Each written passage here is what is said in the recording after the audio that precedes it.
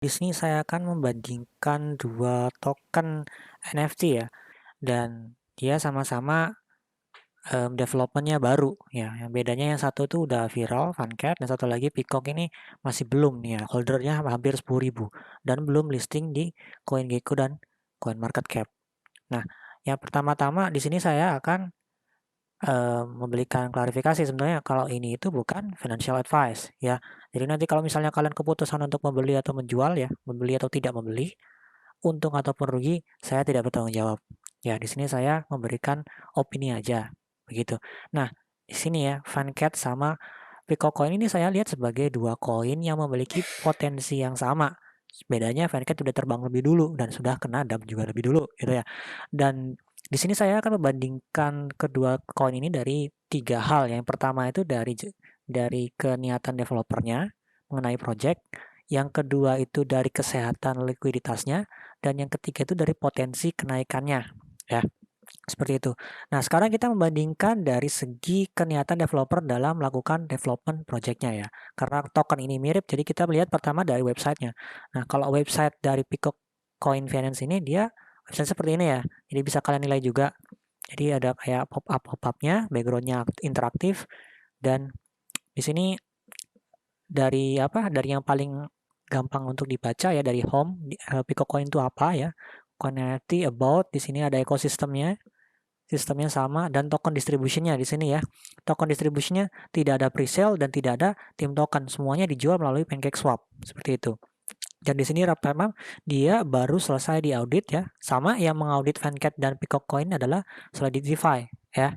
Dan sama-sama hijau semua, kecuali di Funcat sendiri itu tim walletnya, developernya pegang sekitar 10 kali lipat dari LP-nya dan hanya di lock 100 hari, di mana satu harinya bisa diambil 1% ya.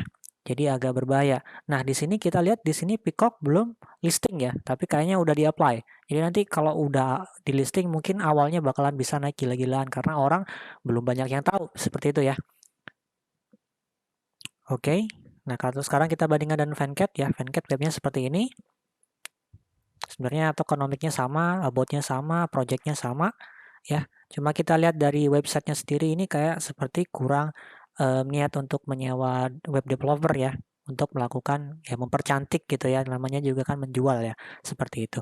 Nah, sekarang kita beralih ke liquidity-nya. Kita lihat liquidity-nya. Nah, dari Peacock Coin sendiri di sini ada 4 wallet yang berada di atas LP, yang dimana sekarang dia sudah melakukan burn sebanyak 58% dari total supply. Jadi ada beberapa wallet besar nih ya. Tapi di sini yang saya suka itu tidak ada developer wallet ya. Dan juga liquidity-nya di lock secara permanen ya, yang di sini. Jadi nggak bisa untuk melakukan scam atau rug pull seperti itu. Nah, kalau kita bandingkan dengan Funcat, di sini burn-nya sudah sekitar 51%, tapi yang saya agak khawatir adalah ada sejumlah wallet yang luar biasa besar nih. Jadi lebih banyak ya walletnya di atas LP, dan nilainya juga lebih banyak, persentasenya lebih tinggi. Dan yang saya khawatirkan lagi di sini ada developer wallet yang nilainya 10 kali lipat dari LP ya. LP-nya itu masih ada sekitar $588.000, sedangkan untuk developernya sendiri itu pegang $6 juta dengan harga yang sekarang. Kalau kita bandingkan dengan Peacock, di sini pertama tidak ada developer wallet, dan wallet-wallet yang berada di atas LP ini kita lihat angka-angkanya nggak terlalu besar kecuali top wallet ini ya, top whale ini ya. Seperti itu. Nah, sekarang kita lihat dari segi marketingnya dari Twitternya sendiri tidak ada banyak yang berbeda ya. Cuma kalau kita lihat dari keniatan developer dalam melakukan development pada projectnya, sekarang Funcat melakukan rilis untuk token baru ya. Jadi untuk minting tokennya sendiri ada 3 token, jadi Funcat yang pertama, terus ada Fishsperm, terus ada VX ya. Jadi dalam melakukan operasi projectnya itu kita perlu 3 token yang berbeda untuk special minting dan untuk normal minting. Sedangkan saya melihat nggak ada yang berbeda dari normal dan spesial ya. Karena ini kan namanya bisa jadi seni gitu ya. Kalau seni emang apa yang membedakan seni itu menjadi normal dan spesial, kecuali alatnya gitu ya. Iya, saya lihat nggak ada perubahan yang signifikan dari misalnya normal atau spesial dari targetnya. Funcat sendiri mengeluarkan token yang baru ini. Jadi saya agak skeptik sama Funcat mengenai keniatan developernya untuk melakukan development ya, karena harganya kemarin itu sudah sempat di-dump parah terus kemudian naik lagi karena ada berita token baru ini ya, seperti itu. Nah, kalau Peacock sendiri sini Twitternya belum banyak yang follow. Saya follow dua-duanya untuk lihat perkembangannya ya. Terus dia sering melakukan giveaway ya. Selain itu dan tidak ada yang banyak berbeda. Cuma di Peacock ini cuma ada satu koin ya. Jadi nanti untuk mintingnya sendiri hanya ada satu koin, tidak perlu koin tambahan. Dan dari Peacock developernya juga bilang kalau misalnya mereka pengen Peacock coin tuh ya Peacock coin aja, nggak ada anak-anakannya seperti itu ya. Nah, terus kalau kita lihat dari segi potensi kenaikan dan perkembangannya, kalau Fancat ini ya rilis dari tanggal 19 Maret ya. Kalau Peacock kita lihat rilis dari tanggal 31 Maret. Jadi agak lama dikit si Fancat ini.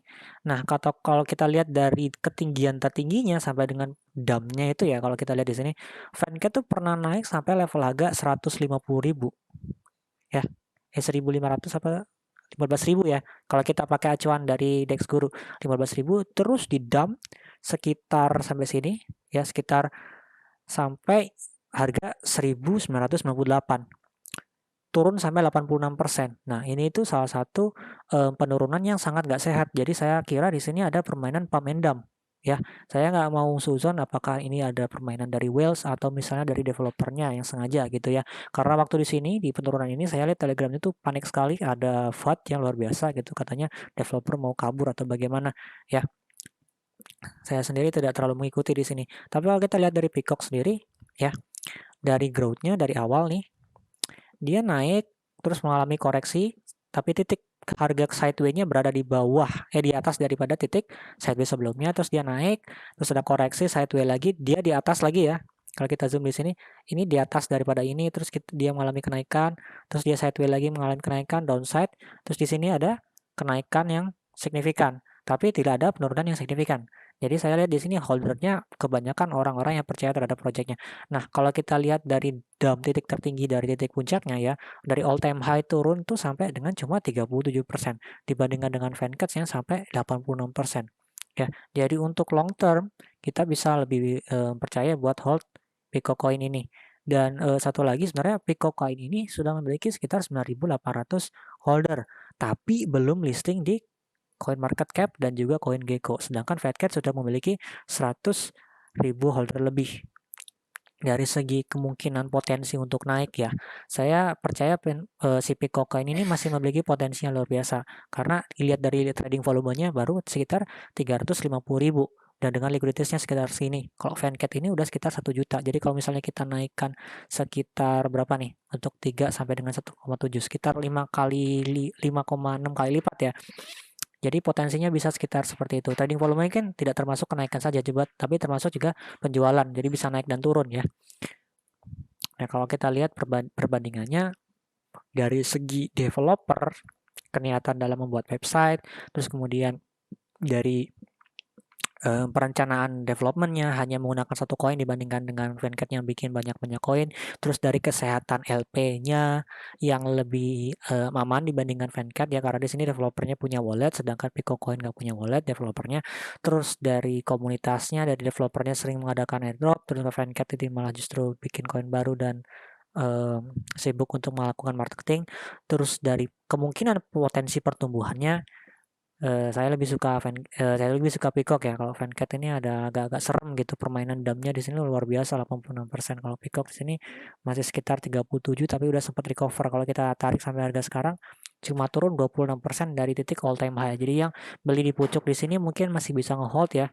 Jangan di cut loss dulu, nanti mungkin akan kejemput. Tapi kalau yang di Fancat sekarang, kalau kita ambil dari titik all time high-nya sampai dengan harga sekarang itu masih minus sekitar 50%. Dan ini tuh sudah sekitar dari tanggal 10 April sampai 22 April ya. Udah 12 hari belum kejemput ya. Seperti itu. Kalau Peacock ini berapa ini ya? Berapa hari dari all time high-nya? Dari tanggal 21 April. Oh, baru kemarin mengalami all time high dan sekarang sedang mengalami sideways di level harga seperti ini ya. Ada resisten kecil di sini di 0,009. Ya, sekitar 3 poin ke atas. Nih menurut saya untuk di hold beberapa hari mungkin akan tembus all time high lagi ya, karena all time high-nya tidak pernah bertahan lama. Kalau kita lihat di sini dari tanggal 20, tanggal 21 udah jadi bikin all time high lagi, terus tanggal 22-nya mengalami sideway, kemungkinan tanggal 23, 24 atau 25 sudah mengalami all time high lagi. Seperti itu.